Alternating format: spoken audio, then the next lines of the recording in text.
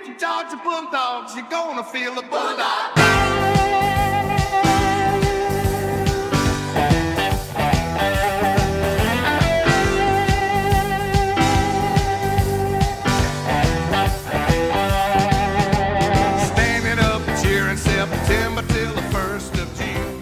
Hello, everybody, and welcome to Row 60, a Georgia football podcast. My name is Clark Gaines. Joining me today, as always, Adam Thornton. Boom! Boom! And this is show number 92. Welcome back, folks, from the bye week. And don't look now, but we are in week 10 of college football. Man, I don't like that. I don't like it. I don't like it, Clark, because, I mean, this is the fastest time of the year. September to January is the fastest time of the year. You wait all the way from late January to early September, just hoping for football season to come back, and then blink, and it's over halfway. But the good thing is, Clark, that, hey, Georgia's on path to have an extended football, the most football played after Thanksgiving weekend that we've ever seen Georgia play, possibly. So, you know, you got that to look forward to. At least we're blessed enough that Georgia's still in the championship hunt, man. And, hey, and it's the best week of the year.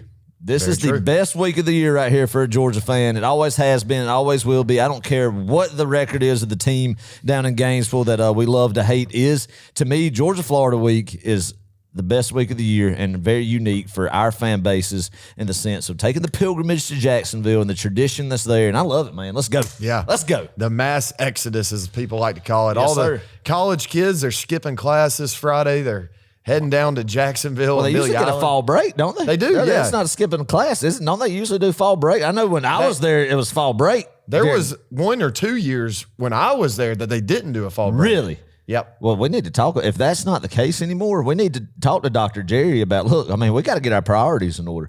I mean, Georgia-Florida week is a bye week, or it should be a fall break week for the kids. Yeah. For the kids. Just give them the whole week off. Yeah, I mean, it should be. I mean, who cares about, you know, higher learning, higher education? I mean, when it's Georgia-Florida week, right? Right. Oh, man. Yeah. Dr. Jerry Moorhead, students, please do not leave and miss out on your academics early in the week. That's right. Yeah. That's right. I mean, that's what they're. Look, it was all 4 years I was there. It was fall break. Did you get Thursday and Friday off, or just Friday? I think it was just Friday. Okay. I got to go back in the memory bank. That was a long time ago, unfortunately. That was a decade ago. A decade ago now was my senior fall year at Georgia, and I graduated in May of 15. So, God, I'm getting old. Anyway, I don't remember. I just remember everybody passed, especially my freshman year, the Thursday afternoon when we left, I remember all the dorms emptying out with people just loading up vehicles, everybody, 4 or 5 people getting in a car, piling in, and all of them, heading south. If you're in college right now, just live up these days. These are going to be core memories later in life. With your buddies, just have a good time this weekend. Be safe. You can get rowdy down there. A lot of people are probably going down to Frat Beach if you're a college kid, and y'all just be safe. Be responsible. Be responsible. Be responsible. Yeah. Be respectable adults. I mean, have a good time. But be responsible. That's right. Everybody. That goes for all adults too, not just college kids. That's right. Because there are a lot of adults that are crazy. It's a wild time down there. There's a reason. Let's start off the episode with this. There's a reason why it's called the world's largest outdoor cocktail party. Adam, we will always refer to it as that. Did you know the history behind that? I mean, where it came from? Where did it come? Was it a writer, a sports writer? Yes. Yeah, that's right. In a paper. I mean, yeah. Yeah. Let me read this out just in case anybody was wondering. This is a quick little excerpt from Wikipedia, just a reliable source of information, All right. So the game and associated rivalry was once known as the world's largest outdoor cocktail party, a nickname coined in 1958 by then Florida Times Union sports editor Bill somebody, after he witnessed an inebriated fan cheerfully offer an alcoholic beverage to an on-duty police officer before the game. Man, I'm telling you. I mean, that's not even the craziest thing I've ever seen down there either. No. The cocktail party moniker proved so popular that the city of Jacksonville used it officially for many years, but the practice ended in 1980s following a series of alcohol-fueled outbursts. Adam, we weren't alive then, but in 1984, Florida fans stormed the field and tore down the goalpost after a 27-0 victory over the Dawgs. Yes. The following year in 85, Georgia won 24-3, and the fans did the same, resulting in dozens of arrests and several injuries. A lot of Georgia fans, I'll just say, up this way where we reside at from that 85 game have pieces of the old Gator Bowl field. Are you serious? Oh, yeah. Tore it up. Really? Yeah. I mean, they did after. I don't know if it's still, they still have it to this day, but they brought it back to Northeast Georgia with them, man. That's the game where, Keith Henderson and Tim Worley ran wild. Florida was ranked number 1 for less than a week. And, man, that's a fun game. I mean, we'll get to that. This is one of my favorite annual things to do is talk about this rivalry, Clark, because to me, it's the biggest one Georgia has, man. It is the biggest rivalry Georgia has, and a lot of fans, and it's fine if you're just on board with this Georgia football here in the past few years, don't really understand that, Clark, because they didn't live through the agony that, and even me and my age, man, we lived through some painful times from, the early 2000s to roughly 2011, I think is the era that you could really pinpoint it. But the ones that were in school and fans that remember ball throughout the 90s and Spurrier coming in and out were even more painful memories than what I had there. But the ones that I share from, especially those early David Green years where we should have won, the DJ Shockley year where he was injured and Joe T started, man, and a lot of undefeated seasons ended in Jacksonville, man. And for Georgia fans who didn't live through that, you probably don't understand why it is such a big deal, no matter what the record is down there, to see Georgia win that football game. Very true. Yeah. Well and said. why they're always the number 1 hated rival. And I don't care, Clark. You cannot define a season successful unless you beat the University of Florida in Jacksonville. True. And they would say the same exact thing about us. And that's what makes this rivalry, this game, college football, That's right. so stinking awesome. That's You gotta right. love it. That's right. Going back, let me finish this right quick. Going back to the world's largest outdoor cocktail party. They don't call it that anymore. The media, CBS, ESPN, even businesses, they're not supposed to call it that. That's because after that debacle, the fans rushing the field and destroying the Gator Bowl, the city cracked down on excessive drinking and dropped the name, though the media continued to use it until 2006 when both schools and institutions asked CBS and other people to stop using the name. That's stupid. Just because they were concerned about alcohol abuse by students and other attendees, which makes sense. Yeah. But I mean, But it's a name. it's a name. It's Like a name. everybody knows it. Tradition. That's right. Yeah. That's right. It's not like it doesn't happen anyway, regardless of whether we call it the world's largest outdoor cocktail party That's or right. not. So, That's right. But I remember, I mean, just it always being referred to that, and in short, WLOCP. Is that right? yeah. Well, yeah. Hashtag WLCOP. WLOCP. Yep. That's it. Yeah. That's it. Something like That's that. That's it, man. So, I love it. Best week of the year. Thank God we get to see another one. Man. Absolutely. What a Well, on this episode, we're going to shout out some people. We got some new patrons Shout this 'em out. week. Shout 'em out. We got an announcement to make. Clark's Fun Facts. We're going to preview this Georgia-Florida game, talk about some more history, Yes. talk about this matchup specifically, what to look out for. And we've got some Week 9 games to talk about from last week, the bye week games. Yeah. And then this week, we've got a slate of pick 'em. And at the end, we've got another pick 6. Yes. And Adam, I'm not going to show you the results. You may have seen them. I have not seen the results yet. I'm eager to hear about how I did last week. Did I get my first W, or are you go for the hat trick with another? I'm not going to tell you. You're just going to have to wait. All right, we'll see. The people are going to have to wait as well. All right, I love it. Let's go. If you voted on Instagram, you may actually know who won this one. All right, let's shout out some people because, man, we are really growing on Patreon, and I want to just say, appreciate that. yes, we both want to say thank you. We greatly appreciate it. Clap to all of our patrons. Let's start off with this guy, Jeff Griesinger. I think I got that right, Jeff? Yes, nice pronunciation there. I think that's a German name. We may be related somewhere down the line. I might be way off on this. But Jeff is from South Carolina. He wore a Georgia shirt, Adam, in the swamp. Love that. He was visiting his daughter. I'm not sure if his daughter goes there or if lives in the area. They're just catching a game or whatever. Awesome. But sporting red and black in the swamp, Georgia versus Texas A&M, man, you got to be brave to do that. Love that, Mr. Jeff. Love Yes. that, Mr. Jeff. Good. That's good stuff. Welcome to the club. Trey Easter. Trey's from Franklin County, I'm pretty Awesome. sure. I Good want to deal. say he's a couple years younger than me, a few years. Went to Franklin County High School, I believe. So thank you, Trey, for joining. Yep. William, my best man, my best friend, childhood best Awesome. friend. finally hopped on board with us. Good deal, Will. Thank you, William. We That's right. appreciate it. He is the best Edward Jones financial advisor I know. Oh, there you go. Shoot, yeah. Just, hey, if you need a Roth IRA done for you, if you need some life insurance, a lot of give my boy William Hearn a call. There you I'm serious. He's great at what he does. Thank you, William. And then Jessica Browning. She's over there across the state line, Adam, in South Carolina, in Tiger territory. Good. Fighting Jessica, the good fight. Good job for keeping, fighting the good fight over there in enemy territory. We salute you, Miss Jessica. Thank you for joining. Yeah, hey, thank everyone. We're up to like 65 people in this club, and it's just growing and growing. We appreciate that. We've got a great group chat, Facebook page exclusively just for y'all. We're sharing behind the scenes content. Adam, I shared last week with the people. I shared our experience driving through the night at like 2:40 at Buc-ee's in Dallas. The sprint. And Buc-ee. Oh yeah, man, you got to stay awake. That was a tough haul, man. Getting from Austin to Dallas in the wee hours of the morning, and even though you're running on the emotion of the game, I mean, you still were pretty tired because you had to get up the day before at 2 a.m. to get to Atlanta to fly to Texas, and running off straight adrenaline, and had to just stretch the legs and get some more blood pumping. Yeah, we got to wiggle the old toes a little bit too, and get them going, get a little blood circulation going. It was good time, awesome.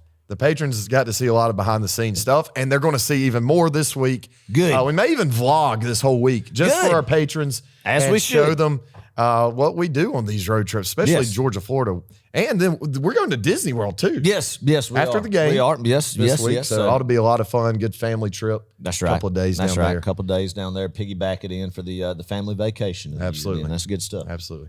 Well, this would be a great week if you're not on Patreon and you want to be a Row 60 patron. Join us this week. Got a lot to throw at y'all and show y'all and post. There's a lot of cool content coming your way. Yes. Also, let me shout out real quick. Speaking of patrons, longtime patron Logan Waldrop got married last week, or 2 weeks ago. Not the bye week, but the day before the Texas game, got married to his new wife Brooke. So Row 60, congratulate Logan Waldrop on his marriage. Very cool. That's good stuff. Yeah. So if you're not on Patreon yet and you want to join, just visit patreon.com/row60, or you can download the Patreon app and just search Row 60.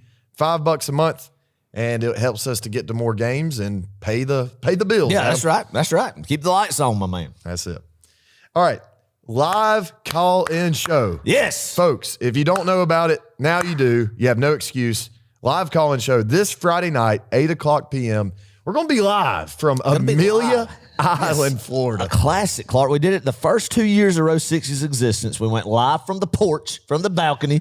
And then last year, you had to film an Indian wedding, so you weren't able to attend that Friday night. You got in early morning Saturday, like almost missed the caravan to Jacksonville to get to the game. I mean, a hectic situation, a hectic deal there. But hey, we're glad. Good Lord willing, you'll be down there here, and we could crank up the live call-in show again after taking a hiatus last year in Jacksonville, right? It felt wrong not doing it last year. That's right, man. We got to do it. We got to crank up the Florida hate the night before. Always. It doesn't matter if it's a big game or not in the sense of records. Both teams have a lot at stake. It's Georgia, Florida. So that always warrants, no matter what, you could always schedule that in preseason as a call-in show game. Yep. This Friday night, once again, 8 o'clock p.m. 8 o'clock. Sharp.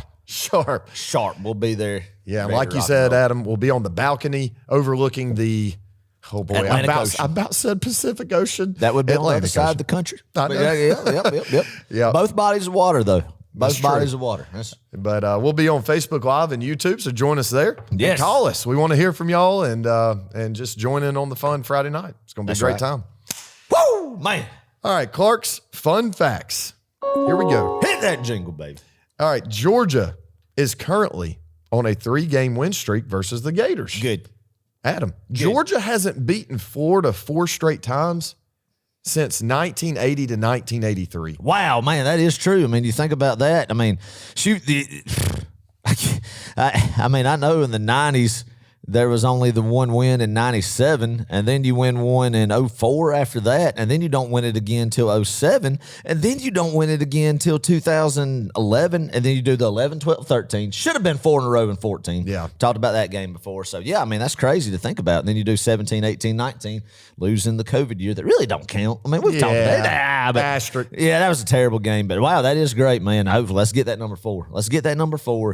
Continue what I want to see down there, Clark, and what every Georgia Bulldog wants to see. And it's shaping up to be that way, that Kirby Smart be to Florida what Steve Spurrier was to Georgia fans. Be the boogeyman to Florida. Yeah. What Steve Spurrier was, the hate that Steve Spurrier had for Georgia and the love for his alma mater, Florida.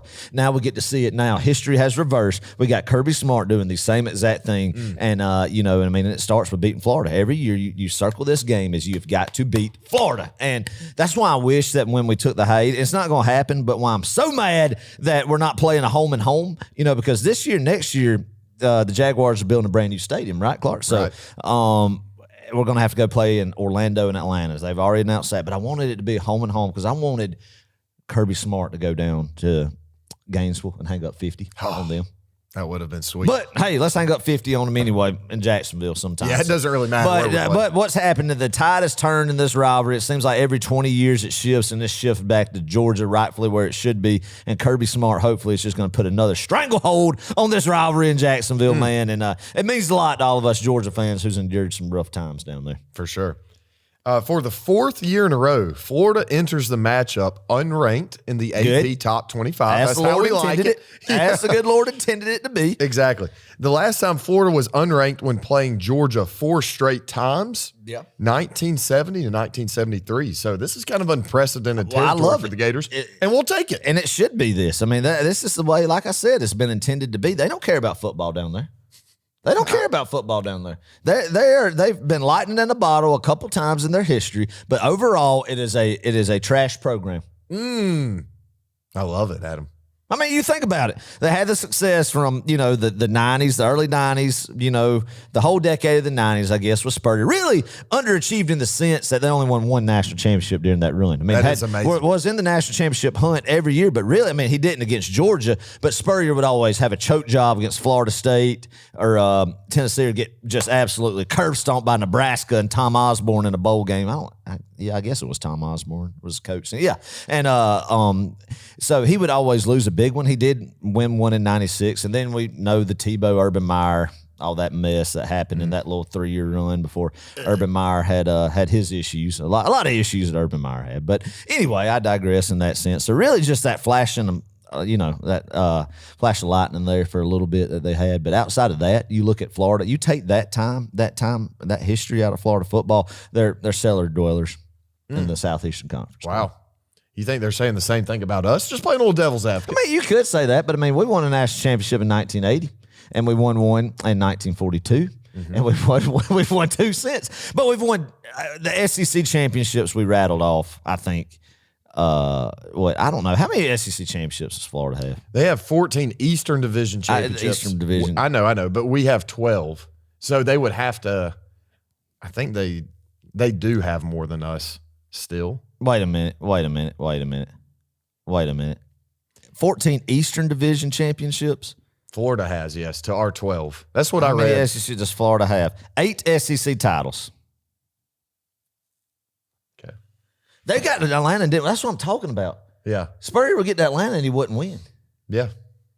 I'm talking about overall as a program that Georgia is a superior program historically.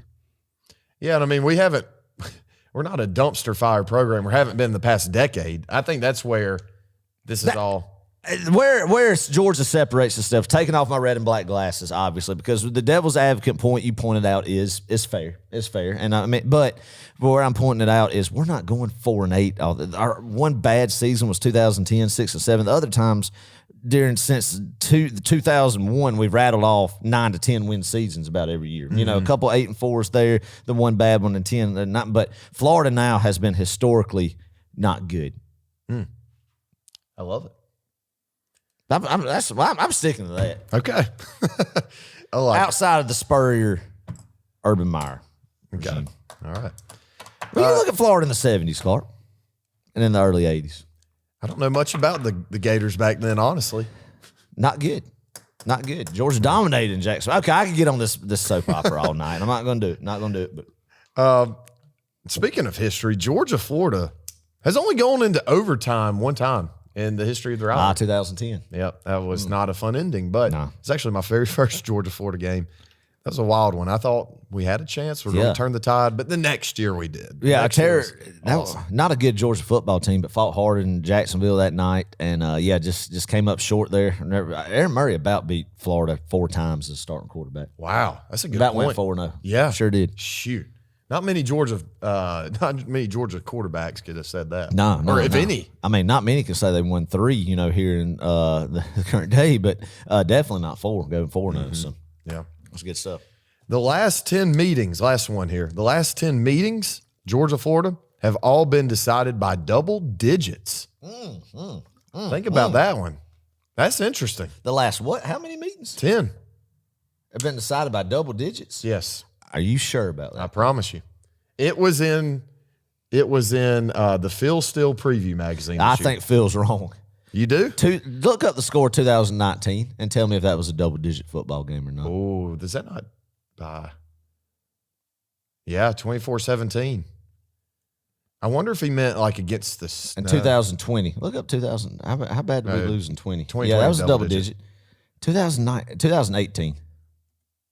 Yeah, that's that was a double-digit. But 2019, yeah. Wow. Did we just... Phil still needs to get his facts. He needs to get his facts straight before you start. Before we start just. Maybe he meant 9 out of 10. Regardless, it's still crazy. Yeah, but that's right. That's right. Wow. Okay. I need to be fact checked. If I'm coming here on Row 60, a national podcast, world renowned. Yeah. I mean, hey, we got people in India listening. I swear to you. Oh, good. I looked at welcome. Welcome. Yes. No. All right, let's move on here. Don't even try. All right. All right. Let's talk about Georgia, Florida. I guess that's what we've been doing this whole show. We're going to keep it. Well, that's good. The bye week is meant to be that we could just focus all our attention on the Florida Gators. Yes. Screw them. As Art Russell said. If you have not seen that video clip, I think, did you post that on the Row 60 social media webs? I did last year. Then you should do it again this year. I'll do it. But yeah, Art Russell, 1980 season, right after they beat George Rogers, South Carolina, and Athens, smoking a cigar in the locker room. Love that. They give him the game ball because the defense really just hunkered down against George Rogers and Carolina that day. And he said, screw Florida and the mule they rode in on while smoking the cigar, and the team went crazy. Just glory days. Love it. Yep. And just embodies. And we know what happened next. Embodies what it's about, yes. And then it was arguably the best Georgia-Florida game in history. And the best Georgia. Oh my gosh, you got to say, all right, the best Georgia call in the history of Georgia football. Oh, absolutely. I don't think anything beats it. Even Chris Fowler's, No. I mean, if Munson was alive for the last 3 years, something probably would obviously. I think Munson's call of Ringo's pick would have surpassed it in prime Munson form. I'm prime Munson form. No. I'm talking about I'm talking about a 1982 Larry Munson. Oh, or so. Yeah. Calling or I tell you one that really would have been good was Noah Ruggles-Shank in the Peach Bowl. Yeah, Munson calling that would have been just man. I mean, golly, you would have loved to have heard it, but no. I mean, that game 1980 when what that meant for Georgia's national championship run. I mean.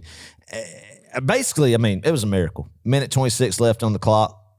Ball on Georgia's own 8-yard line. 3rd down.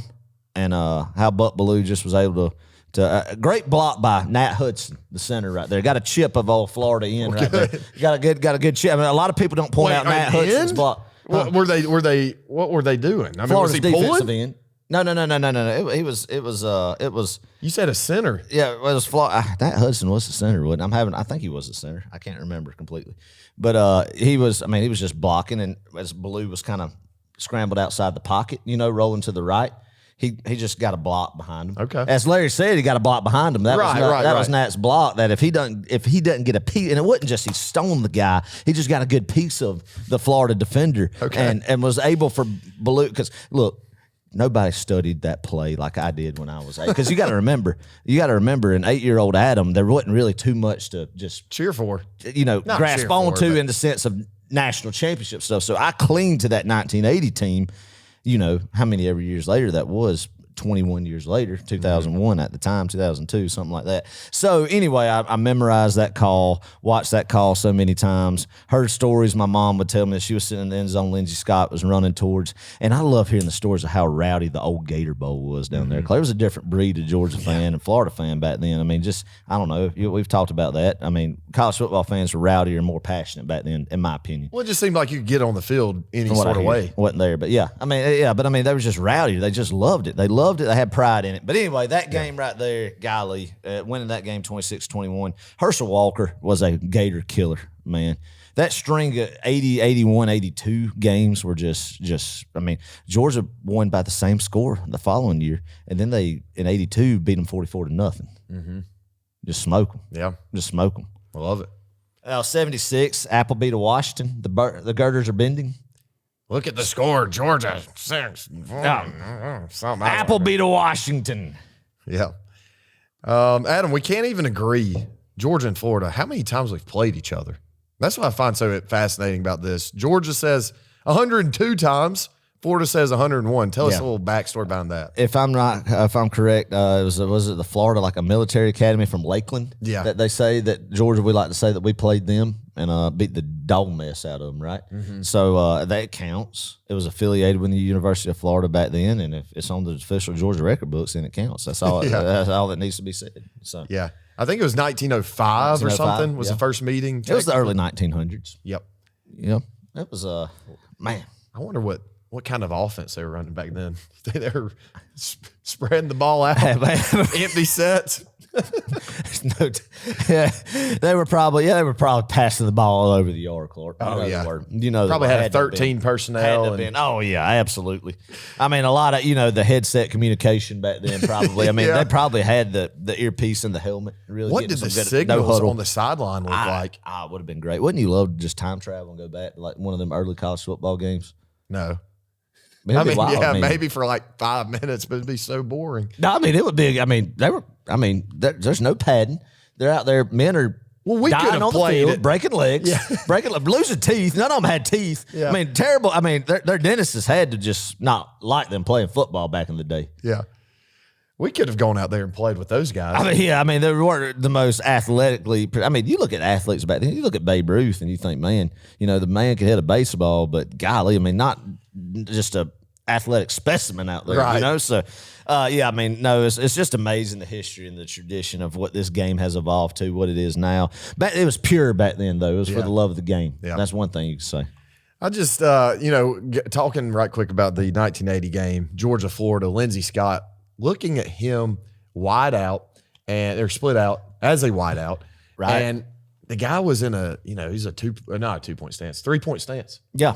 He was, that's when you put your hand in the ground as a receiver. And that's just, wow, how far we've come in 44 years of football. Well, you got to look at it, man. Back then, and that's when Herschel Walker had come out, obviously. That was his freshman year. Georgia didn't throw the football then, Clark. It was Herschel left, Herschel right, Herschel up in the middle. And, Buck Bellew and Georgia won a national championship game by completing like 2 passes. Wow.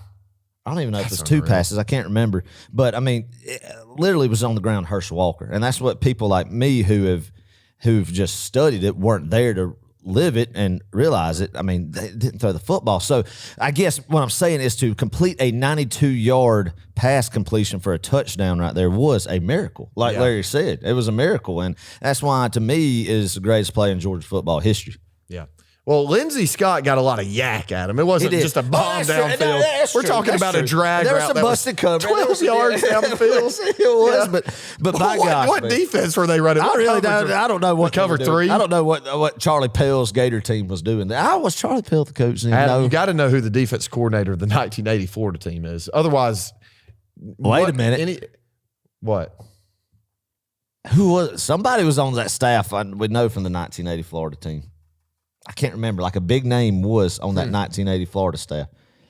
Let me look that up while you're doing that because you keep going on the next thing. Let's we got time. We need to revisit some of these games. People need to know this history. Yeah, Georgia leads 56-44 and 2 ties. Georgia holds the largest margin of victory, 75-0 in 1942. Mike Shanahan was the offensive coordinator. Okay. The old Denver Broncos Yeah, coach. yeah. Kyle Shanahan, the current San Francisco 49ers, his dad. Oh, okay. Yeah. Very cool. Charlie Pell was the head coach then. Gotcha. So, yeah, I mean, you look at that. So, but anyway. Interesting. 75-0, 1942. The Dawgs put it on the Gators. National championship I think, yeah, national championship here. I think the reasoning why they got beat so bad, at least Florida's excuse, and if this is valid, then it makes sense. Apparently, they had sent a lot of guys who were playing football off to war. Yep. If that's the case, Pacific and European theaters. right? Then you tip your hat to. You tip your hat. That's, Yeah. I mean, yeah. But they still got their tails whooped. They did. That's why you're recruiting. I mean, them. Georgia That's sent men to the Pacific and European theaters as well. True. So True. But this is why you recruit. that's true. That's true. It's When true. I say You gotta have recruit, guys. I don't mean That's why for you the gotta have military. guys. That's why you got to have guys. you got to have some Jimmies and Joes. You got to have some Jimmys and Joes. step second, in for third whatever. string receivers That's ready right. to go. That's right. Ready to go. Ready to go. Oh man, 75-0. Georgia, biggest beatdown. Love it. Current win streak is 3 for Georgia. Obviously, last loss was that asterisk year 2020. Ugh, that was a bad year. Yeah, and why I say with Georgia with a 56-44-2 overall record in that series, Clark, is why I said about Florida's program historically pre-Spurrier is the lead that Georgia got on them from the beginning of the 1900s to 1990 was so. I mean, Georgia from 1990 or even before then, I believe, from 1990 that area, late 80s, early 90s, all the way to 2011, Clark only won 3 football games in Jacksonville. Yeah, that's wild. 97, 04, and 07. Jeez. But then, we've had some blips a little bit, even then, but we've still got a 12-game lead in the series. Right. I mean, that just shows how dominant Georgia was in Jacksonville pre-Steve Spurrier. Yeah. And then now the pendulum has shifted back to its rightful position, Exactly. Let's talk about this game. Georgia, currently a 17-point favorite. Yeah. I don't think it's big enough. I don't think it's big enough either, Clark. And we're going to talk about why that's the case here in a little bit. Before the season even kicked off, Adam, you and I sat here with Trey McKay. Shout out Trey McKay. With him, we talked about how we thought Sunbelt Billy may not even be here. He may not be the coach of this Florida Gator team going into Jacksonville. But sure enough, he's kind of turned it around a little bit. They started off with Miami. They got absolutely boat raced in their home stadium. There was a lot of people. I mean, at that game, Florida fans calling for his head, fire Billy, whatever. The chants were going. And then here he is still. Now, it's a 4-3 record up to this point. Yeah. Not phenomenal, but I think they've kind of saved face a little bit. The team hadn't gave up on Billy, And I'll say this about Billy Napier, man. Northwest Georgia product. Dad was high school ball coach up there in Northwest Georgia, I believe. But we've been blessed, and we've talked about this, that our rivals have had coaches that were easy to hate. And Florida especially with Spurrier, obviously, Urban Meyer, absolutely.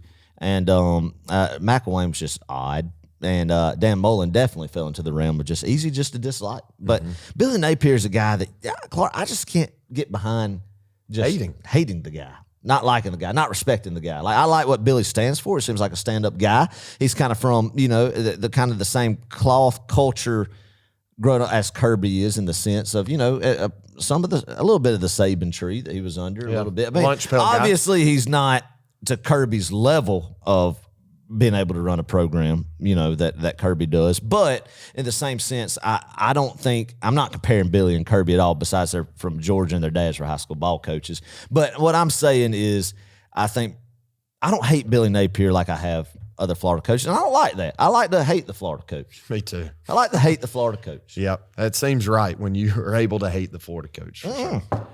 It is. This Florida team, like I said, started out ice cold, but they found their footing, DJ Lagway, now the official starter after Graham Mertz got his ACL snapped. And that's something you got to hate for you him do hate for that, man. And even for their fans. I mean, I would hate it to see him go down, Yeah. but you do have a good talent in DJ Lagway. I think he stepped up a little bit. He had to with that Tennessee game, and they played him close, man. Right. I mean, they just about pulled it off Yeah. in Knoxville against a pretty daggone good Tennessee team. So Let me just run us through who they've played, because I think this will give us kind of a good idea of kind what of a we're dealing litmus. with. Yep.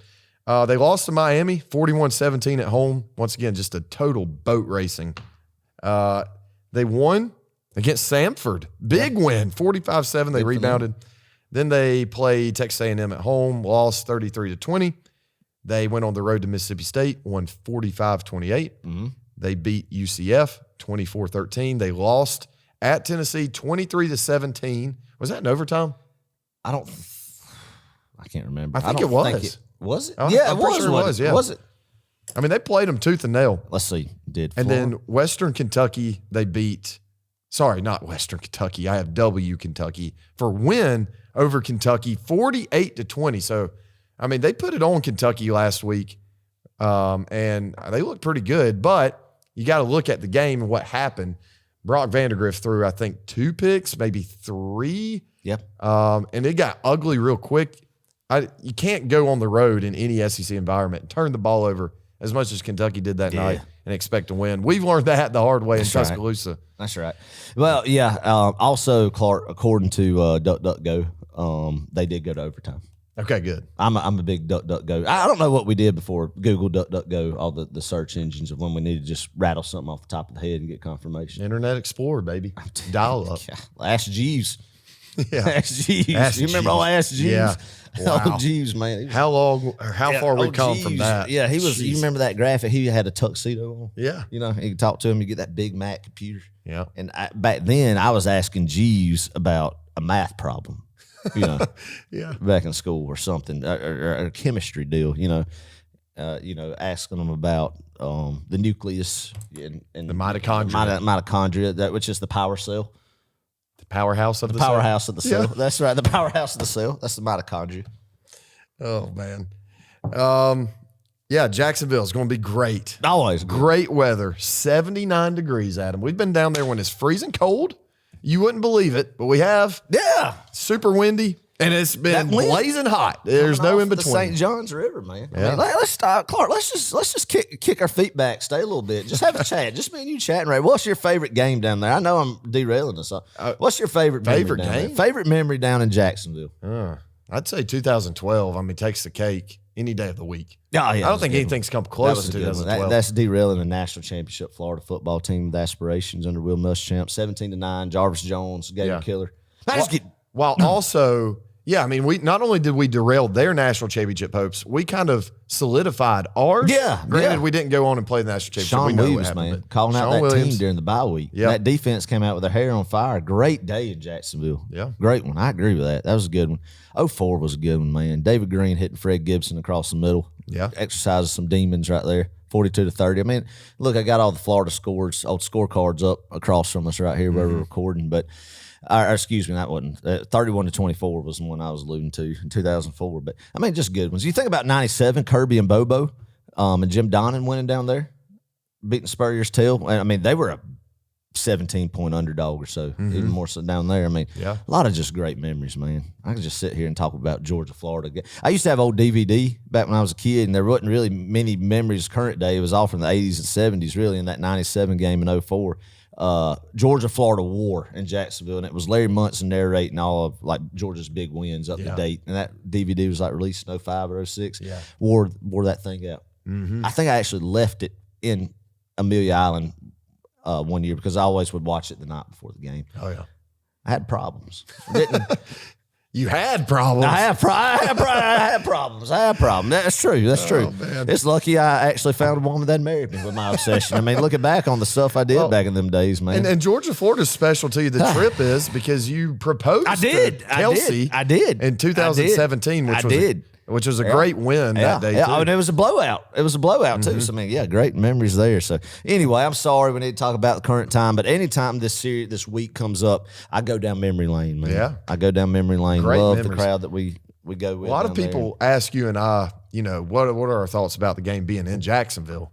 I say keep it there forever. And I know what Kirby wants. He wants a home-and-a-home series. I get it for recruiting purposes, but, man, nothing beats Jacksonville. If you've never been, Clark, and you tell people need to go. Yep. Need to go and experience it one time at least because, we talked about the Red River, Texas and Oklahoma, never been there, so I can't compare it, but I do know it's obviously the other game in college football rivalry that's split 50-50 every year in a neutral location. But what Georgia, Florida is, when you go and you see just the tailgate tents all around, and it's split 50-50, it is, you need to go, and I would encourage people, if you're not going, in a couple of days from when this is recorded, to go ahead and book something for next year because it'll be, like I said, it's going to be 2 years before it's back in Jacksonville after next year. Yeah. So, you better go ahead and take advantage of it. Yeah.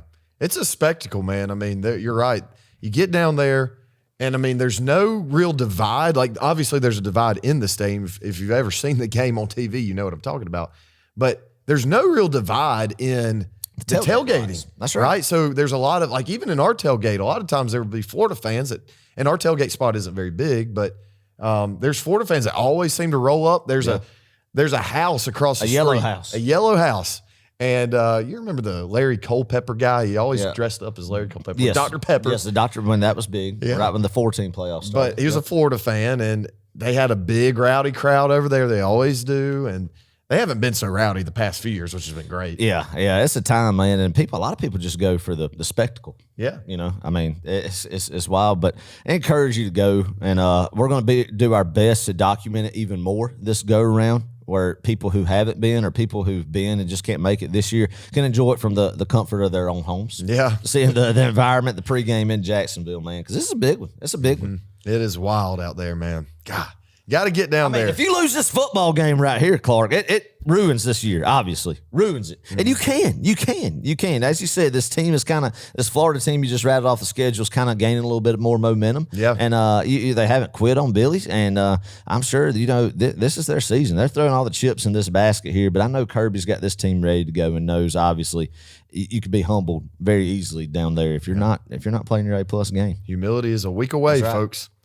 ABC 3:30, Chris Fowler and Kirk on the call. So this feels really weird. Obviously, it's been CBS for as long as I can remember. You'd either had Gary Danielson, Vern, or Brad. Yeah, Gary and Brad. That is amazing. Yeah, that is true. So Kirk, I didn't think about that. Kirk and Chris calling the cocktail party, man. So weird. Wild. By the way, I'm starting to lose a little respect for them because a lot of Georgia fans are talking about how much they didn't care for them on the call for Texas. Really?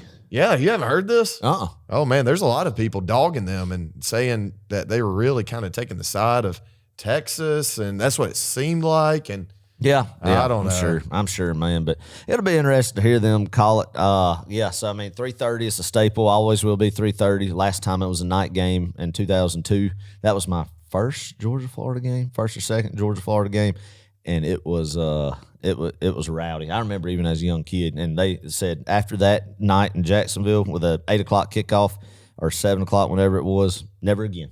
Always going to be 3:30. I've even seen stuff down there, and I'm like you. You see some wild things. Things that I will not repeat on this show. You push kickoff back another 3 hours for festivities to continue for another 3 hours and go to a 7:30 kick or so, or 4 hours rather. No, I can't do it. Can't do it. Nope. Not good for anybody. Anybody there. Is not a family game. This is not a family game. And if it is a family game and you are taking your children to Jacksonville and to partake in the festivities of just watching some good football, you give them a little warning talk before you go into the environment. You let them know. You go ahead and prepare them as a parent. You let them know what you're going to see. And, tell them about the birds and the bees. A little bit. They get your headphones. A lot of life lessons can be learned for a young buck going to Jacksonville. Yeah. You get your earmuffs ready. You get your what are the little things that you put over your eyes to go to sleep? Those things. Yeah, Georgia football has introduced me to a lot as a child. Prematurely, probably. The things I learned New Year's Eve in New Orleans, Louisiana, for the Sugar Bowl of 2002 against Florida State. I'm just saying, obviously, if you're going for the first time as a family, just be careful. Be careful. Be careful out there. Man. All right. You know who else should be careful, Adam? Who? Florida's defense. You dang right. Because I'm telling you, we got a spark of life last week against Texas. And boy, I'm telling you, if we can keep it up, if we can do the same sorts of things, run blocking, just securing blocks out on the edge, moving bodies, I think we're going to dominate this game. And that's not my red and black glasses. That's just me seeing football for what it is. And, like I said, we got a lot of momentum last week. Can we carry it over this week? I think part of the not even part of the game plan. The biggest part of the game plan is getting the run established early. This is just common football 101 IQ knowledge right here. I mean, nothing too fancy. You just got to start feeding your guys and making sure that we're getting blocks made out on the perimeter. Feed ETN. He's got to be juiced about this one. Got to, man. I mean, big game for him right there. Of course, their defense is going to be juiced to be able to face him. So let's see just who's going to outman the other. You know, who's going to get the best of the other. And I feel like how Trevor Etienne has been all year, really, I think he's going to be up for this game, wanting the rock, and I think he's going to shine, man. I mean, Florida ranks 104th in the nation in rushing yards allowed. Yeah. So, I mean, that's big. Get the running game going, balance offense, as we said. Big game for Carson Beck, too, Clark. I mean, Jacksonville native. So, a lot of his family and friends will be there. I'm sure his Instagram girlfriend will be there, too, and that's all good and all. And that's fine. We encourage that. That's good to have the family there. Show out for the family. Yeah. Last week, I mean, we saw Dylan Bell show out for his family out there. We did. Who else? Anthony Evans, I think, is a Texas Anthony guy. Evans was Peyton Woodring. Yeah. I think I do think there's something to that. I mean, playing and Carson's family, Trevor's family, they all travel to these games. Right. But I think there's something knowing like, hey, this is my hometown. But you got some great aunties and some uncles and some cousins. Yeah, grandmothers, grandfathers. You print about 20 jerseys for the like of them all, and they can come and they get their will call tickets, man. Absolutely. They come and they support it, and it's a good time. For sure. Let's see. Yeah, it's a good game grandma to come to. Absolutely. I've watched some Florida this year, and defensively, man, to me, they look soft. Yeah. Up front, they look like they can be pushed around. I think Kentucky did it a little bit last week, but I'm not seeing enough from this Florida defense to say, oh, yeah, they could give us problems. Now, watch them. They'll come out play all worldly or something now that I said that, but I just don't see it. No, I don't, man. Ron Roberts is now in Gainesville. Ron Roberts was Auburn's defense coordinator under Brother Hugh for his first year. Was a Baylor guy before that under Dave Aranda. And he came in, he was kind of brought in by Billy to hold Austin Armstrong's hand a little bit. Oh, yeah. So kind of just to be there for Austin. Right. Kind of help him along, with the defensive trajectory or whatnot. So, but Ron Roberts doesn't scare me leading the defense. I don't even know his name. Ron Roberts. I know him now. You know Ron. So, no, I mean, Florida's defense is not what it used to be. And a lot of times we've gone down to Jacksonville by any stretch of the imagination that Georgia should be able to move the football and score if you don't shoot yourself in the foot with turnovers and stupid penalties, man. Yeah, that's the one thing that can make this game close is if Georgia just give Raps free possessions. And we've done that this year, and we've seen that it can – shift the tide. That's the only way Georgia loses this football game. And, I mean, if you lose the turnover margin and Florida plays their A-plus game and you give them some free possessions, especially let their offense start with some short field position, then, you're in danger in this game, I feel like. Yeah. And that's just one thing. You play a clean game on offense, establish some drives, and just be able to – I think you're going to be able to run and pass the football in this game. But I would love to see us really just pound Florida on the ground this game. That would be sweet. Hopefully Tate is good to go. Have you heard any word? I know Jared Wilson, obviously he played last week. But I would imagine from what it sounds like, he's getting along pretty well, Tate. And so, I don't know. I'm sure that will be more of a game time decision. They're probably not going to come out this week at any point until they have to and say that Tate is either probable or questionable or out or whatever. I think bye week came at a great time, man. Excited to see this team after getting a week of rest and kind of getting over just the emotional win in Texas and kind of getting a spark there, seeing if that carries on, man, and getting some guys even healthier back on both sides of the football is going to be exciting to watch because this, to me, when this game comes every year, Clark, even though it might not be necessarily as close to the halfway point, but this is the go time part of the schedule. I mean, it's crunch time now. This is when you really need to be hitting your stride. If you're not hitting your stride in Jacksonville, I feel like, and you look at Georgia teams historically in the past, if their stride wasn't hit in Jacksonville, usually the end result of the season isn't where we want it to be at. That's a good point. I think it's a good barometer. Barometer? What does a barometer measure? I should know this too. Hold up. It's a good barometer. Oh, it's pressure, right? Yeah. Yeah. And pressure is a privilege. That is true. So pressure is a privilege. So it just shows a good barometer of where our football team is. A litmus test, per se. What does a litmus test measure, Adam? You say this like you know it. Litmus test. A test for acidity using litmus. Okay. Yeah. That's in chemistry. You dip the little strip and it either turns yellow or blue. Wait a minute. Is that not like a saying? Like this is a litmus test? Yeah. It is. But even though we're not doing chemistry, measuring particles or anything. Right. But I mean, I'm just saying that is a thing. I Yeah. All right. That's what I thought. Thank you. I just wondered if you knew what those actually meant. No. Now you do. I didn't go to Georgia Tech. I'm not in no bio labs, man. This is high school chemistry. I didn't take no. Who'd you have for chemistry in high school? Do you remember? I think I had Miss Natalie Erskine. I did too. Yeah. Who's going to be on the trip with us this week? That's right. That's right. Shout out to Miss Erskine. She's the reason I wanted to become a teacher, Adam. Good. Yes, great teacher. Principal here in the school system. That is now, true. So, Man. yes. Golly. But I'm not a chemistry guy. I do like some metallurgy. What? Study of like metals, like Okay. metal, like different metals, and Right. everything. Aluminum. Yes. Iron. And Inconel and all that good stuff. Interesting. Yeah. The more you know.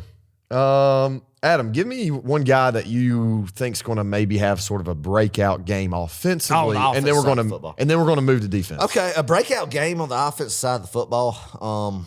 Oh man, who do I think is going to show out? Give me Dylan Bell. Oh, okay. Not necessarily a break. Are you talking about like somebody who hadn't yet, or do you think? Yeah, just a single game. Like, he showed out that game. Like, we're going to look back at the end of the season and think about this Georgia Ford game. I'm going to go with Dylan Bell. I don't know why. It just kind of came to the top of the cranium when I said Dylan Bell. Okay.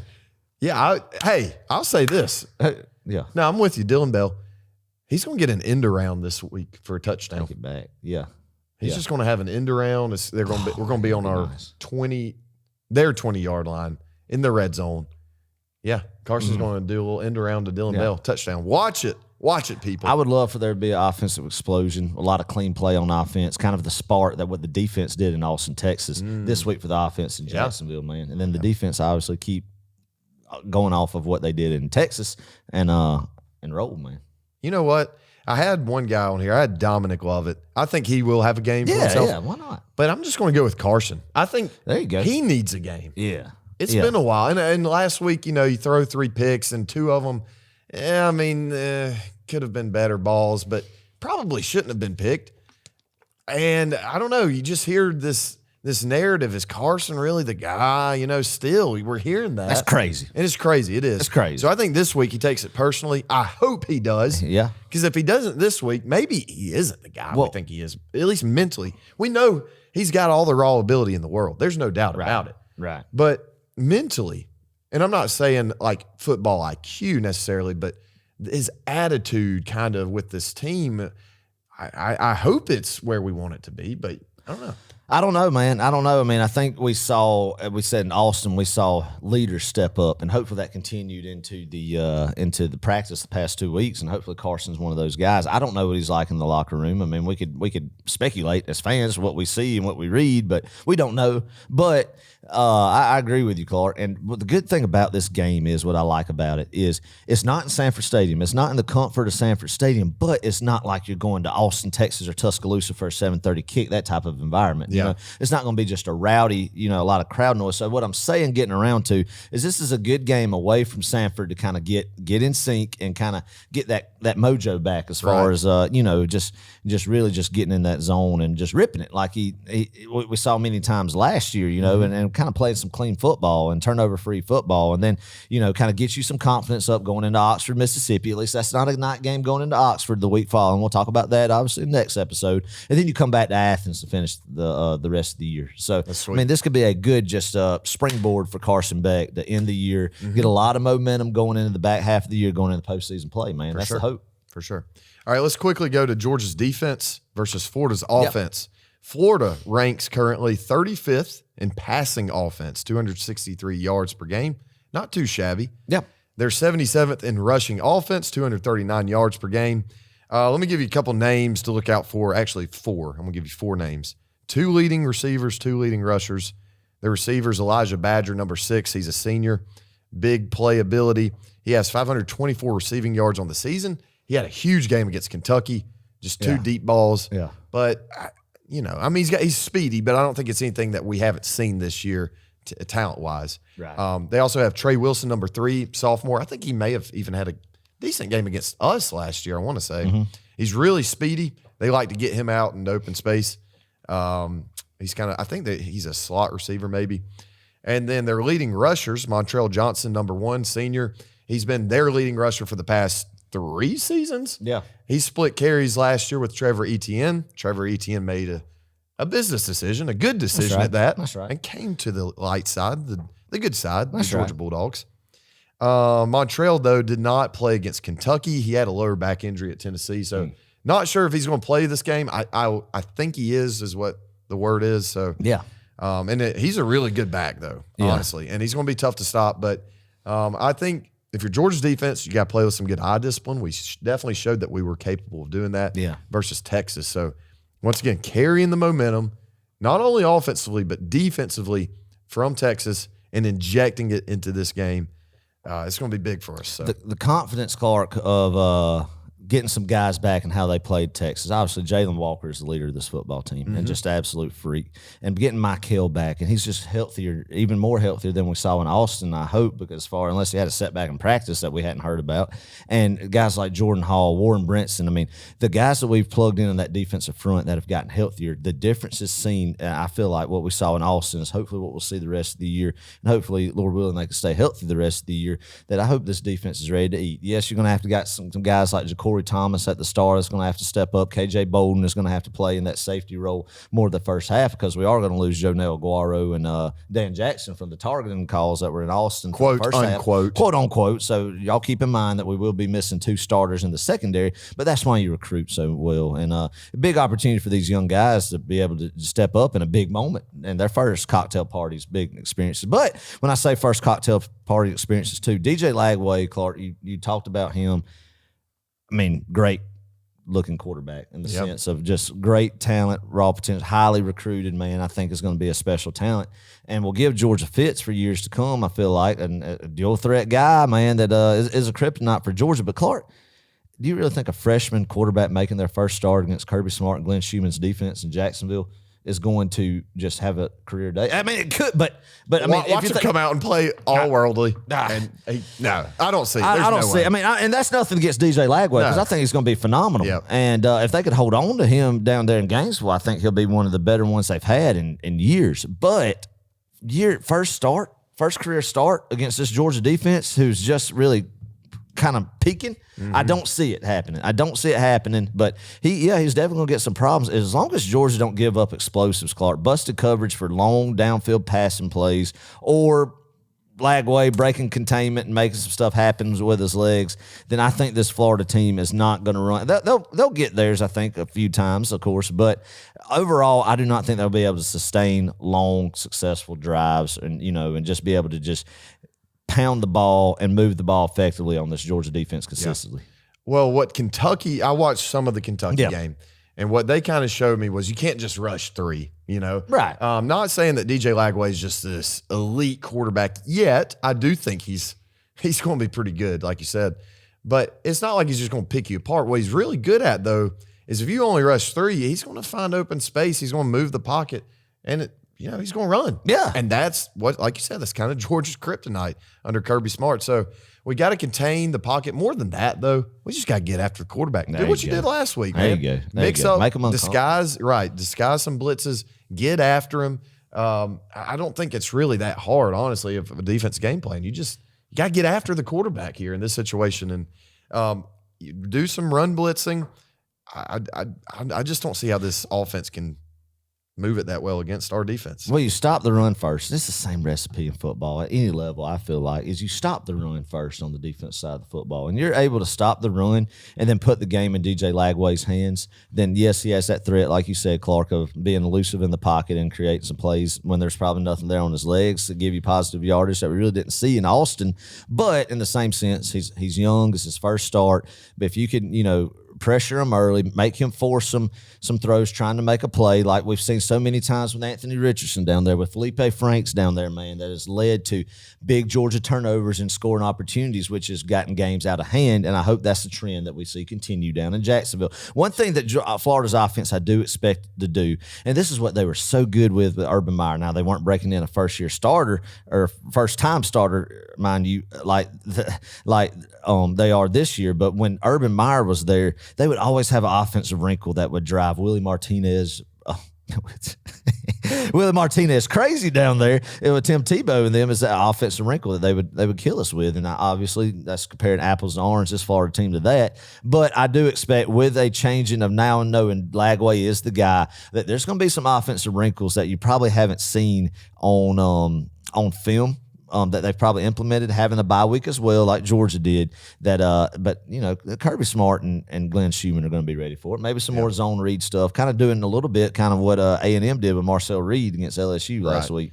That you're going to have to be ready for a wrinkle here or there. Yeah. Haven't really seen. I mean, they'll come out. They'll have the script, as we like to talk about. They'll definitely have the script. If Dan Mullen was still the head coach, there'd be a flea flicker at the first play. Yeah, and it would fail miserably. And it would be so satisfying. But I'm sorry. I'll just digress. Well, is there nothing better than Felipe Franks having a wide open touchdown? Nobody 15 yards from the receiver on an opening play, flea flickering him, overthrowing the receiver by 15 yards. That's amazing. What game was that? Was that 2019, 18? Something like that. Yeah. I remember that. Golly. Right there. It's wild. I don't even remember what I was saying. Sorry. No, it's all good. It probably wasn't that. It doesn't matter. Let's move on. That was kind of enough about Georgia's defense. Just take care of business. Do what you know to do. Good eye discipline this week. Good eye discipline. Shed the blocks. Yep. And get after the quarterback, baby. That's what it's all about when it comes to Georgia Florida. Just be who you are. I mean, you're going to outman this team. You're more talented than them. Just go do what you're supposed to do. Don't give up cheap stuff. Play just clean football, and you're not going to have a problem, I don't think. Yeah. Like you said, Adam, if you can get this Florida team, offense specifically, rattled, I think this might get way out of hand. I hope so, man. God, I hope so. And I will say, I am impressed how this far, I thought Billy wouldn't be there. I thought this program would be in shambles. They haven't quit on him. And I will say that. They are in a better spot than I thought they were going to be, but not good enough to beat Georgia when Georgia is doing what Georgia is supposed to do. Right. Don't necessarily have the Jimmies and Joes, but they love nothing more than to upset us. Oh, this is their season. Cannot come out sleepwalking. If you're Georgia, last year we kind of did. I don't know if anybody remembers this. Georgia trailed 7-0 after the first quarter last year. Yeah, that's right. Good point. So, we did come back and score like 36 points or something, but you just can't afford to do that with a team that does have some momentum. I mean, they're feeling pretty good about that win over Kentucky. Once again, I think Kentucky really shot themselves in the foot, so that game is a little inflated, the score is, in my opinion. But, hey, can't mess around with Florida. Once again, the momentum factor is always going to be there for both teams. That's not a problem for either team. You're coming into this game pre-juiced. You're ready to go. Environment like none other. Yeah, you're going to play like it. So, just wear them down. Let's do it. And do the thing. Let's do it, baby. Do the dang thing. Woo, man. Love it. All right, week 9 Love games. How this rivalry's turned in Jacksonville. All right, week 9 games. Let's talk about the bye week games right quick. Okay. Adam, first of all, hold up. Let's talk about the bye week. What'd you do on the bye week? Oh, the bye week, did some honey-do lists. Fixed a leak in the shower. Had to change out the old cartridge in the old Delta shower. Okay. Awesome. So did that. Messed around with the cattle a little bit. Yeah. Did a little shop projects. I did a little welding. I sure did. So just a good, just relaxing day, watching football in the shop and doing some chores a little bit. Nice. How about you, Carl? I went up to Charlotte, saw Eric Church. There you go. And Sheryl Crow and James Taylor and Luke Combs, and I just slew of good different benefit concert though. It was a benefit concert for the people of North Carolina, man. And, they raised $24 million. That's awesome. That's crazy. Much needed from what I hear from those folks there. So that's good. Good on them. Yeah, lots of fun. But speaking of showers, Adam, I'm going to have to fix mine for. It's not good. I might have to take out a loan to fix mine. That's not good. I'm getting some water leaking down. Have I told you about this? I don't know if you have. Have you? I've got some water leaking down our master bath, and it's kind of leaking through the stone. We had like a stone tile, and it's kind of cracked over the years. And so there's water leaking down. It's messing up the subfloor, so that's starting to rot. The joists under the subfloor are starting to rot. So this is just not good. I'm in a very bad situation. We're not using the shower anymore until we can get it fixed because I don't want this thing to cave in. If it's me that it caves in on, fine. If it's Caitlin carrying our baby boy, that would be awful. So yeah, that would be bad. But I can just imagine you going through Chevy Chase style today. Yes, going through the floor. Gosh. Speaking of, going gosh, into the we're crawl so space. close. That is great. We're so close to Christmas. Oh, I love it. I love it. Wait. I love it, time man. of the year. I love it. But no, Clark, that's not good. But I'm glad your priorities are in order of forget fixing the shower. Go to these Georgia football games and live. The shower can wait, man. Who cares? Who needs a bath? If you need to go to the creek or something to bathe, and you can only bathe one time a week anyway, so that's fine. Right? Yeah. Just kidding. Just kidding. The only silver lining in this, I thought about this. We're going to have to rip out the shower completely. Yeah. Like tile everything going. Demo, we're going to have to reinforce the joists at the bottom, replace stuff for everything. But I got to think about, I was like, now's the perfect time to add a tub because we don't have a tub anywhere in our house. And now that baby's coming. You need to do that for the child. Y'all have a tub? Yeah, we got one. They'll give Callie a bath in. That's right. So, no, I think that is true. I mean, you could go and you need to get you one of those fancy showers that's got a head pointing and, obviously the traditional above you, but then you could get one on the sides too. You can just do a lot of exotic stuff. Oh, all right. Your shower. Might get like a jacuzzi tub or something. I mean, who knows? Sky's the limit with it. So, I mean, hey, we got a fresh canvas of just clean slate there. Yeah, for what you want to do. But anyway, I'm glad your priorities are straight. Forget remodeling the bathroom. Let's watch the Dogs, baby. We got to go to Jacksonville. I wonder how much money you and I have collectively spent on Georgia football. It's joyous though. It brings great joy. And what I tell people, because people ask us, why do you go to all these games? Well, you can just watch it at home, whatever. But some people enjoy the beach. That's their thing. Yeah. I don't go to the beach. No. I quite honestly don't like the beach. No, I don't. You're the same way. The only time I go to the beach is Georgia, Florida. Unless my wife makes me. Drags you. Yeah. Some people like their Disney World. Of course, we used to do Disney World a lot, but people go and do their different things. Ours just happens to be Georgia football, and I don't think there's anything wrong with it. It's good fun, good, healthy, clean fun. And be passionate about something. That's it. I don't care what it is, just be passionate about something. As long as it's not hurting, it's not hurting you or somebody else. That's exactly right. But just love life, enjoy each day to the fullest, man, no matter what you do. I'm just glad y'all share this passion with us. Yes. We love y'all for it, and we love for y'all being passionate at the home. People who love watching the cocktail party at the house, man, with the gathering, be passionate there too. Mm-hmm. Love it, man. Best time of year, and it's just ramping up. Oh, yeah. All right. Let's start with week 9 games. Okay, week 9 games, baby. You're going to have to tell me about some of these because I missed out on a lot. Yeah, absolutely. With the concert. I can tell you. So Notre Dame at Navy, 51-14 blowout. I'm completely wrong about that. Notre Dame statement win. They go up to Annapolis, Maryland, to Navy, and old Marcus Freeman just said, "Hey, we're not putting up with this Navy talk of upsetting Notre Dame." We respect you as a service academy, but they're not saying, "Hey, it's not 1969 or 1970." Yeah, 1969 with Roger Staubach slinging the ball for Navy for the Naval Academy. They closed that book in a hurry. 51-14 Notre Dame. Good on them. But Notre Dame probably is going to slip into the playoffs. That's what's crazy about all that. Yeah, after losing to Northern Illinois. But let them get in the playoff, man. Now people are talking about Colorado too getting in the playoff. And I'm like, hey, I will take Colorado. Could you imagine? All right, just picture this, everybody. Georgia football fans, y'all picture this just for a second.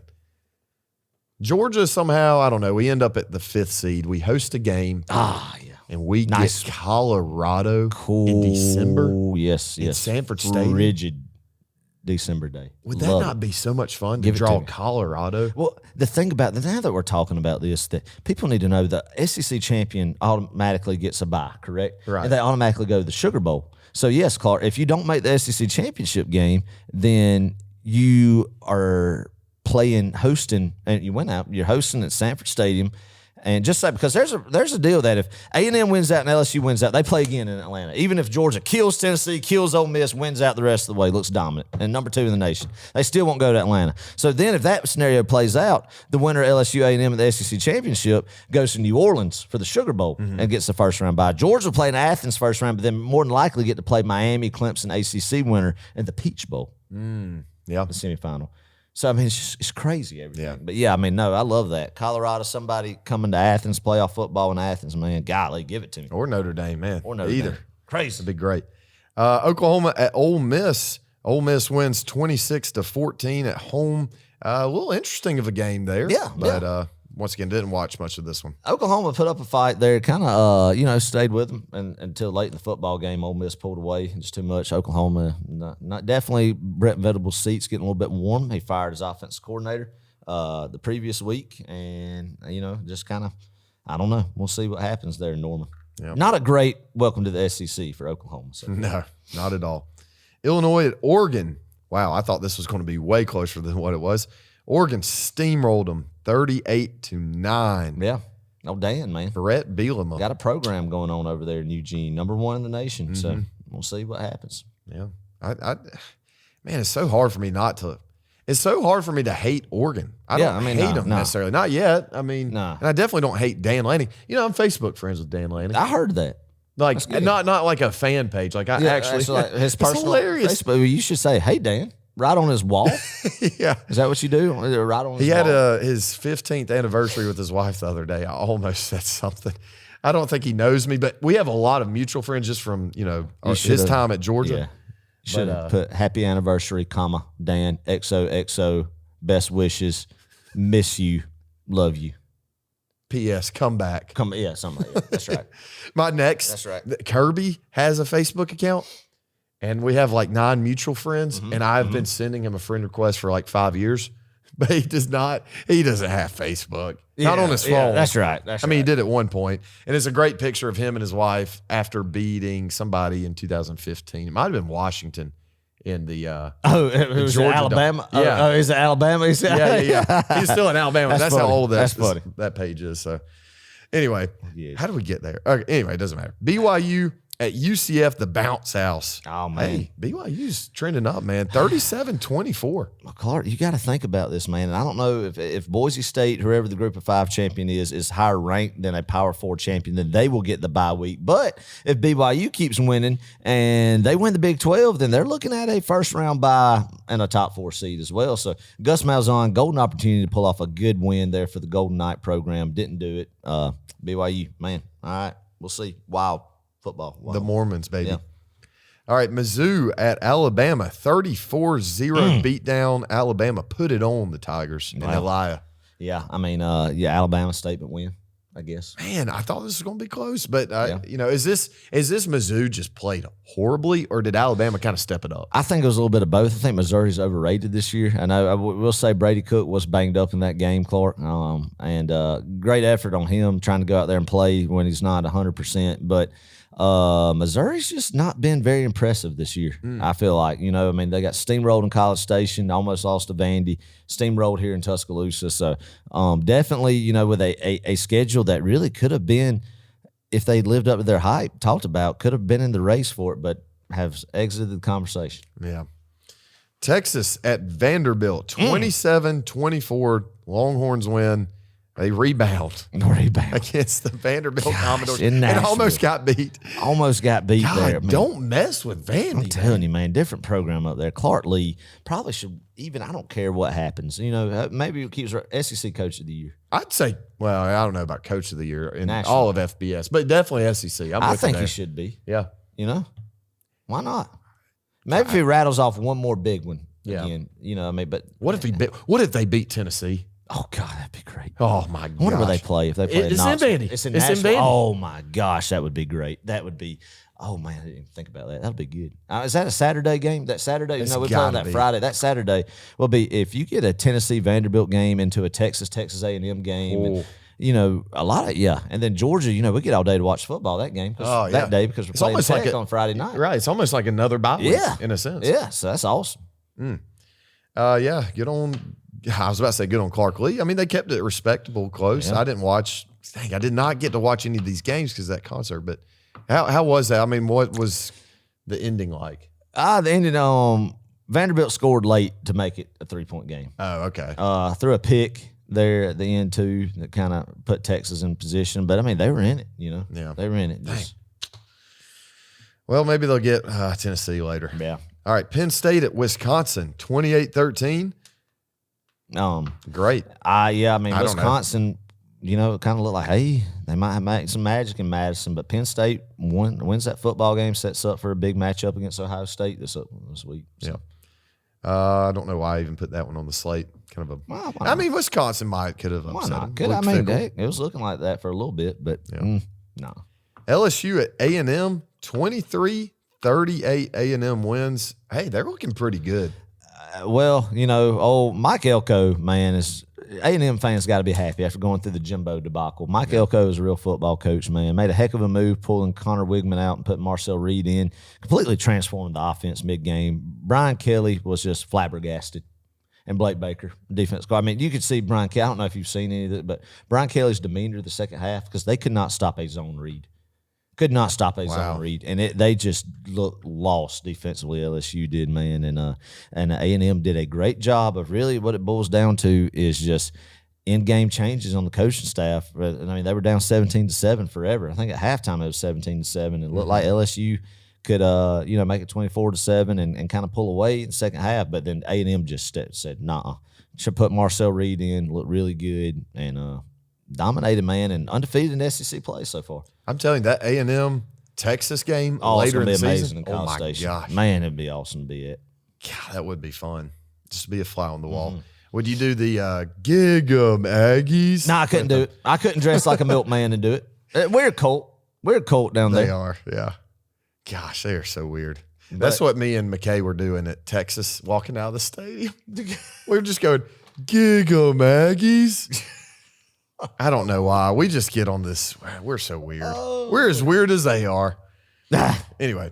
All right, let's go to this week right quick. We got some pretty good games, I would say. And I will just, Josh Pate's been saying it all week. There's already going to be. You think there's going to be some chaos? There's going to be some chaos. He called it a volcanic Saturday. And the last time he did, that's when we got Vandy beating Alabama and all that. Tennessee and Arkansas. Madness. Okay. Yes. All right, then. All right, so we'll start with number 4, Ohio State. At number 3, Penn State, 12 o'clock Fox. Gus Johnson on the call. Ohio State is a 3.5-point favorite right now. If this were a night game, I would take Penn State. Penn State, to me, seems kind of fraudulent. Yeah. I don't know if they've really played anybody. Yeah. But the same could be said about Ohio State. Yeah. I don't know. Well, who do you like? Oh, no, Ohio State went to Oregon. Never mind. Clark, Nebraska. Did you see their game against Nebraska? Yeah, they kept it Columbus? close. Kept it close. So, I don't know. They've looked shaky the past 2 outings, man. But at Penn State, I do think this helps with Penn State keeping it closer to that. But, I mean, if it was a dang white out at night, then, yeah, definitely. But big noon kickoff. Give me Ohio State for the simple reason Ryan Day has James Franklin's number. James Franklin is a coach that wins the games he should, but then cannot beat Michigan or Ohio State. Yeah, you've got a point. Yep. I'm going with Ohio State too. And the points. Yeah. So give them to me. Number 19, Ole Miss, 7-point favorites at Arkansas. Ah, man. Noon kickoff, ESPN. Two pretty good nooners. I think this could be a sneaky game. I mean, well, you feel like this is a game Pittman really needs to win, right? Got some goodwill with that Tennessee win, but kind of had some bad out in sense, and this would really help kind of with the decision and if he is going to be there or not next year. If he could add another feather in his cap of beating another ranked opponent like this, but I think give me Lane Kiffin and Ole Miss winning at Arkansas at noon. Adam, you know what? I'm going to take Sam Pittman. All right, do it. To win outright, to save his job. Do it. The last time Ole Miss played a nooner, they lost. Yeah. In home. Yeah. Well, they got to go to Vietnam, as they call it. Okay. All right, then. All right. I don't know. I think that I don't know. They're going. The Arkansas faithful. They're going to get out early and they're going to smoke some brisket and they're going to get. They're going to get rowdy lively at 11 a.m. local time. Yeah. Get ready to roll. Yeah. All right, then. I don't know. All right. I'll give it to them then. They love Sam Pittman out there. Heck, it might happen, man. I mean, Pittman's stunned Ole Miss before, hadn't he? Yeah. Lane Kiffin team, right? Yeah. Past couple years. That is right. I don't know, man. Played them close. That's true. There's going to be one upset this week, and I think that's just going to be the one. Right. I don't know why. All right. And, man, that would set up nicely because then you have a deflated Ole Miss team whose playoff chances are slim to none. That's what I'm wishing for. Maybe this is just wishful thinking. Anyway. I like Number 1, Oregon. 14.5-point favorites at Michigan, 3:30 CBS. We will not be doing a bum. No, it does not deserve a bum. No, it does not. Is this a trap game for Oregon, Adam? No, absolutely not, Clark. This Michigan team is atrocious. Dan Lanning's defense is not losing to a one-dimensional football team that can't throw the ball vertically through the air. I'm with you. I wanted to I wanted to just test you and trick you and just see, but Adam, great analysis there. You're exactly right. Oregon's going to wipe the floor with Michigan. We saw what they did with Purdue. And Purdue and Michigan, if you lined them up today, have they even played? I don't think they played. I don't know. Regardless, I think Purdue could probably. Oh, yeah. I don't care if it's in Ann Arbor. I think Oregon's going to put it on. Yeah. Number 10, Texas A&M at South Carolina, 7:30 ABC. Clark. Willie B going to be rocking. Adam, A&M's only favored by 2.5. You said there would be an upset? Oh, what are you going to say? Absolutely, man. I think this right here, I mean, maybe Marcel Reed might be, I guess it'll be interesting to see. Does Marcel Reed come out? Now that there's some film, even though Carolina, do you trust Shane Beamer and his defensive staff to put together a big game plan that'll stop Marcel Reed? But you do got film on him now. It's not going to be like he's going to be through in the middle of the game and surprise you and Willie B. So, I mean, you got a week to prepare for what Marcel Reed is. But the biggest thing is, I think that A&M game against LSU was one of the most historic wins that they've had in years. Maybe, Clark, since Johnny Manziel went to Tuscaloosa and beat Alabama in 2012, that's the biggest win they've had. Dang. Because, I mean, what big games did Jimbo win?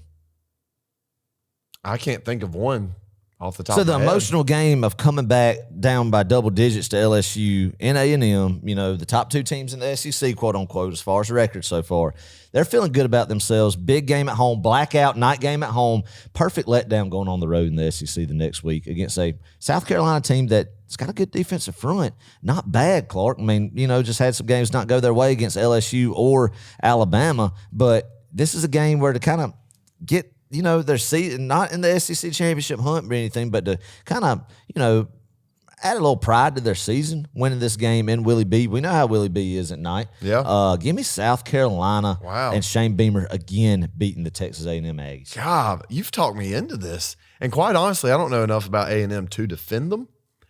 It's going to be, look, going into Willie B is like stepping in an anthill. Yeah. They just get angry out there. They don't care what their record is. They get rocking. That's a tough place to play. And I think you're right. Coming off an emotional win last week. At home. All the gimmicks, the pageantry, winning, blackouts, man, going on the road in the SEC, a night game against a team in wounded animal mode. Mm-hmm. I'm going to take Carolina with you, Adam. Yeah, I mean. But not by much. I mean, it's not going to be a blowout, but it'll be close. Yeah. That will be a fun game. That's a sneaky, underrated game this week right there. Yeah. Another good one. I don't know about this. Once again, I'll just put this on here for kicks and giggles. Kentucky at number 7, Tennessee. Tennessee is favored by 16.5. 7:45 SEC Network in Neyland. Give me Tennessee. Yeah, I think it's going to be big, equivalent to a couple years ago when they played in Neyland where they just smoked them. Kentucky, I think this time really is done.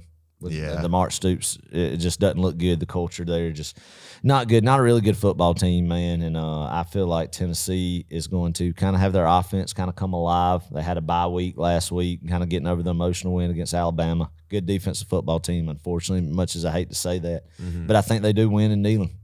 Yeah, no doubt. Number 18, Pittsburgh at number 20, SMU. Adam, we're going to show the ACC a little love. Yeah. I mean, they don't have anything that's respectable. Well, you're thinking Miami, Clemson, ACC contenders, right? But you got these two, correct? Yeah. SMU is favored by 7.5 at home in Dallas. Is that right? Yep. 8 o'clock ACC Network. Hey, this is going to be a good game, I think. Yeah. Pittsburgh is undefeated. Yep. SMU has only lost to BYU. Mm-hmm. Neither have a conference loss right now. So this may be SMU's last hurdle. And they could play in Charlotte. They win this game. I don't know how that's going to work out in the ACC as far as does Pitt play Clemson, Pitt play Miami. I know Miami and Clemson doesn't play. Does Clemson, SMU play? I'm not really sure how that's all shaping out. But, man, you don't think about these two teams being undefeated this late in the year in conference play as well. And then one of them will continue to be after this week. Give me SMU and Rhett Lashley in Dallas beating Pat Narduzzi. I love how you know the head coach's names of every team in America. It's unbelievable.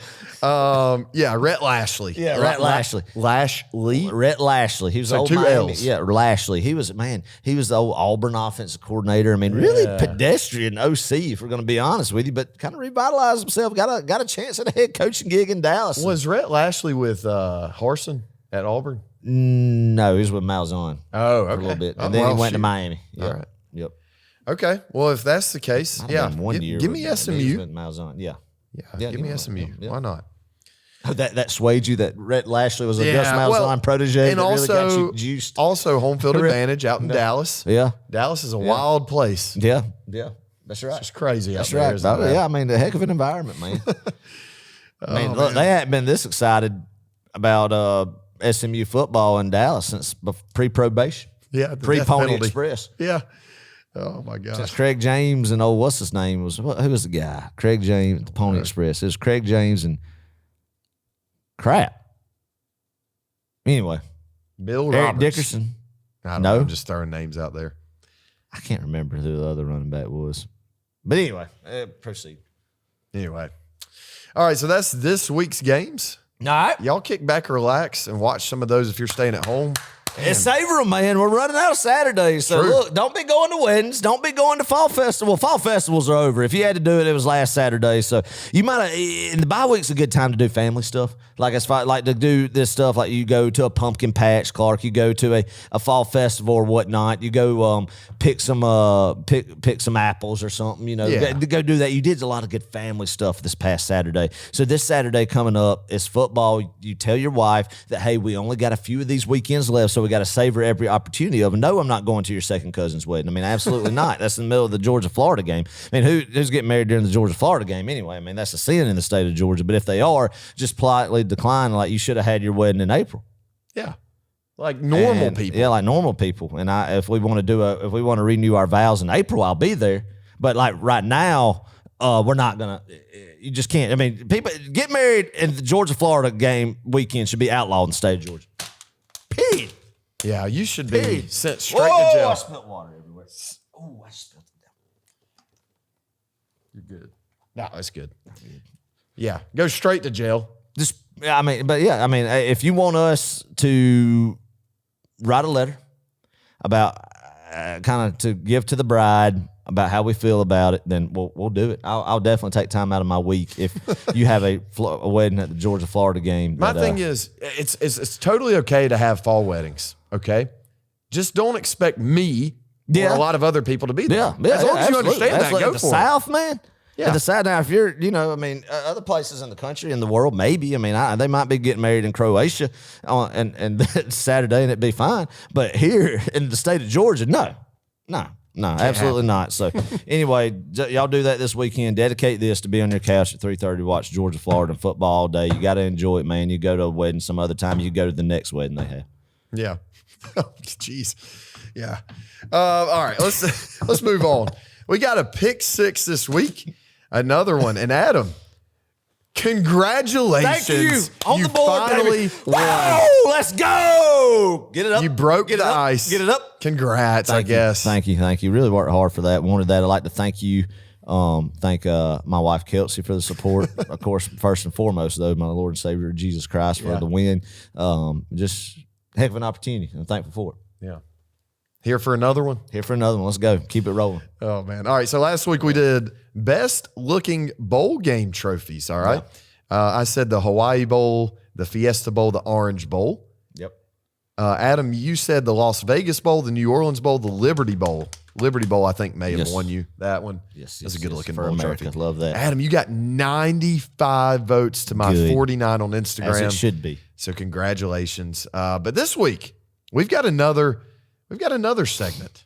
We've got another topic that we're going to be talking about here. And per usual, we're going to do rock, paper, scissors. I think that's the best way to determine this. The best way. We did the winner gets to go first thing once, and that just didn't. I don't know. It might be a little too rock, paper, unfair. Scissors is good. So we'll leave it up to Lady Luck. All right. Rock, paper, scissors, shoot. You thought I was going rock. I thought you were going rock. Dang it. Man, this Okay, is one that perfect. you gotta have. You All gotta right. have the first pick to win. I don't even know if we had the topic, if we've even said the topic. The Okay. topic this week is our favorite seafood. Okay? All So right. seafood. All right. Elite seafood. Here we Elite go. seafood. The number one, God, I think for number one, I'm torn between two, and I know you're probably going to take the other.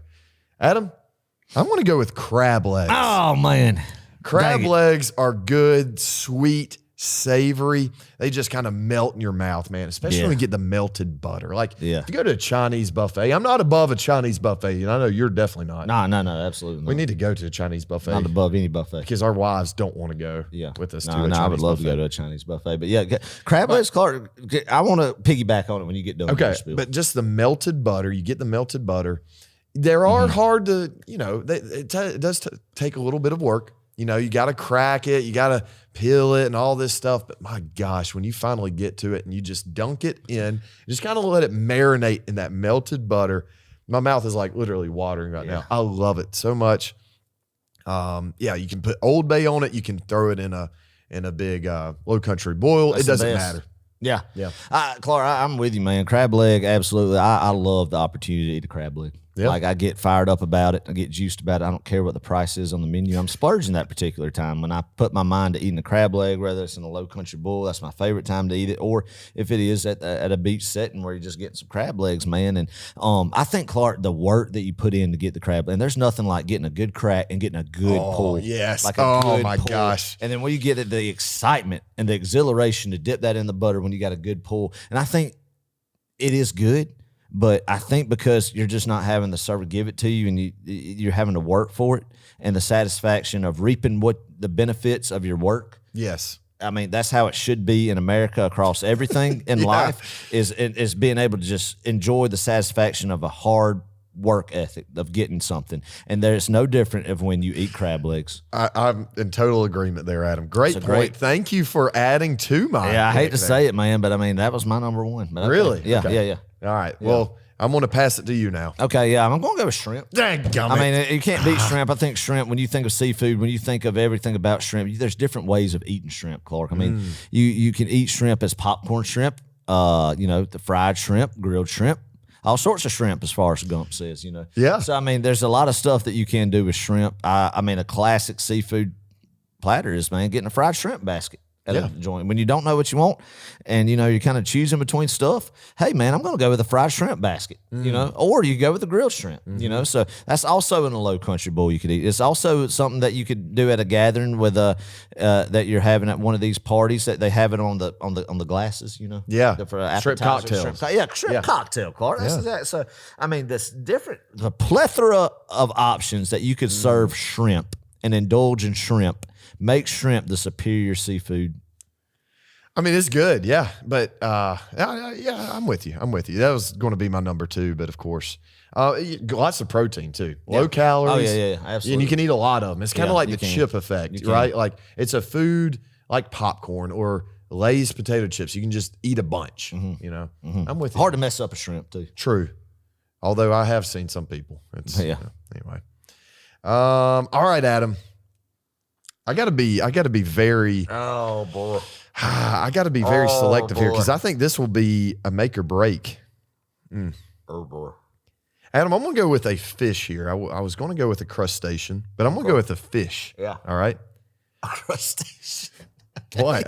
Oh yeah. You never heard that word? I got it. No. Okay. Yeah. My second pick is catfish. All right. Now, Is that seafood? okay, hold up. Let me clarify here. We should have laid down the ground rules I mean, before. Are catfish saltwater fish? I thought they were No, freshwater fish. Yeah, so they're lake. can there be a exactly. Anything They're that swims underneath a body of water. I should have laid that out before the get-go. okay. All right. Fair Okay. enough. All right. For me, catfish, though, is it's a southern delicacy. Of That's course. 100% what it Of is. course.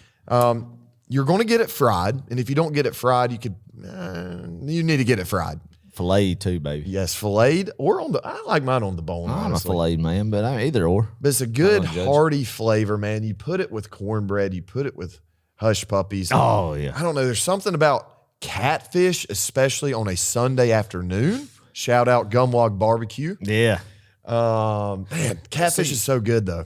And you can catch it in your own lake, your local lake. You just go and I don't know. What you think? Well, Clark, when we're talking about seafood in the spirit of going down to Amelia Island, I can Oh get my catfish gosh, up the come on. road. This does not fall under the hat of seafood. I'm not going when I'm going to the beach and eating seafood and indulging in a delicacy. I'm not going to get food that I could get every single week up here in Franklin County, Georgia, I don't know though, but or at the local you fish can't house. beat Man. good. You cannot beat good catfish. I'm sorry. No, I agree 100%. But I mean, we're talking about just cuisine that you get offshore, right on the shore. We should have laid down the ground So rules. I mean, I understand. We'll let it fly. We'll let it fly. But no, I do love catfish, man. Could eat it every day. Could eat it every day. Love it. All right, Adam, your second pick. I'm going oysters. Oh, good pick. Good pick. Going Good with oysters, pick. man. Good pick. Give me a old saltine cracker and some oysters, man, and a little Texas Pete hot sauce. I mean, every red-blooded American loves going to an old oyster bar, just hammering down on some oysters. Yeah, man. pretty good. Hammering down on some oysters. So give me some oysters. I actually got to go to an oyster hatchery last year and see the process of how oysters are produced, and made me appreciate my oyster every time I eat it a little bit better. A heck of a process that they go through. Yeah. So toward the oyster hatchery, and neat little deal that's off the coast in Georgia and the Golden Isles down there. Yeah. You like fried oysters? I do. And then just the raw. And just the raw oyster, man. But give me a raw oyster, man, where you just, you get it, you get a plate full, and you can just, all you can eat, just indulge in them. Give me an oyster. You know what I love? And speaking of that, is the little fork. I don't know. I just find those really funny looking. Yeah. Yeah. I love that little fork. You're right. You're right. Yeah, I do too. All right, my number 3 pick. I think I got to be careful now because I might have dug myself in a hole with that number 2 pick. I'm going to go bold this week. I'm just going to go for it. I'm going to go with crawfish. My number 3 pick. Crawfish, Adam. Another delicacy. Eating crawfish is an experience.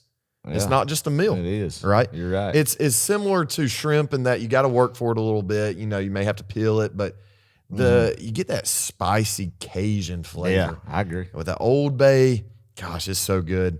I don't know. Crawfish to me, it's just a winner. I don't know what else to say about it. Yeah. You can catch them in a trap. Yeah. Even in a creek. We used to do that down by the house all the time. And Yeah. It's good in low country bowl as well. Yep. So no, I agree. It's another one of those things you got to work for, but when you get it, you enjoy the experience more. So Absolutely. Good pick. I don't know if I'm going to win. Well, let's see what your number 3 My pick number is. 3 pick is going to be lobster. Oh, you got me. Yeah.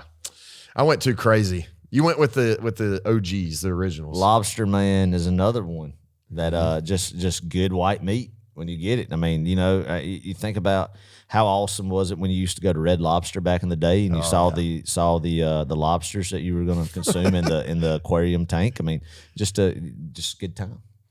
It was kind of scarring though as a kid looking at those, thinking, "Oh man, those are going to be on somebody's plate here soon." I love it. So yeah, that's what I'm going with. Nice. All right. Well, we'll post those on Instagram. Vote for me. I went bold this week. Adam went more traditional. Yeah, I mean, why mess up seafood? It's been this way since the beginning of time, so why mess it up? Just go with what you know. It's good. Oh, I mean, you think of what are you going to get that you could eat at the beach and not at your local inland home? Now wait a minute. I gave some good variety. I did the beach thing with crab legs. I did the Louisiana thing with crawfish. I did the Northeast Georgia around a big body of lake or water with catfish. So I hit different regions. You hit just the beach. Yeah, but now I will say I could eat any of this food we just mentioned. Yeah, now I'm really absolutely. hungry. So, yeah, I'm sure we'll get some good swordfish or something down under. That's at right. the restaurant this week. We get some gator, baby. Oh yeah. Woo, That's one I man. left off.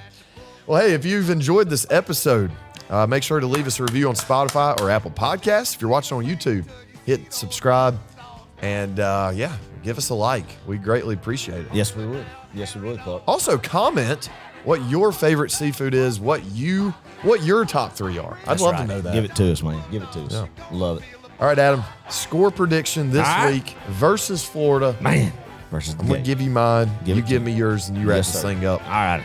I'm going with Georgia 34, Florida 15. Yes, sir. I don't know how they get 15. How they going to get 50, but they're going to get 15. Yeah. All right, I like it, man. I like it. So, hey, any score that has Georgia on top, I'm all for it. So you're feeling good going into Jacksonville. Oh, yeah. Man, Clark, I've loved how this rivalry shifted. The mindset down there, man, is now that Georgia's going to win this game. When you used to doubt it so many times, I've spent all the hour of this episode, a majority of an hour of this episode just rambling about the past in Florida and what this game means, and it does. So I encourage people this week, look up the history of this Georgia-Florida series if you haven't been around this Georgia football team as a fan long, man, and just really indulge in what this game means, because this is Georgia's #1 rival. I don't care what part of the state you were in. When you look at it historically and you put everything into perspective, I think the overall consensus will be that Georgia's biggest rivalry is Florida, and to win and to have a successful season is you got to win in Jacksonville, Clark. Mm-hmm. So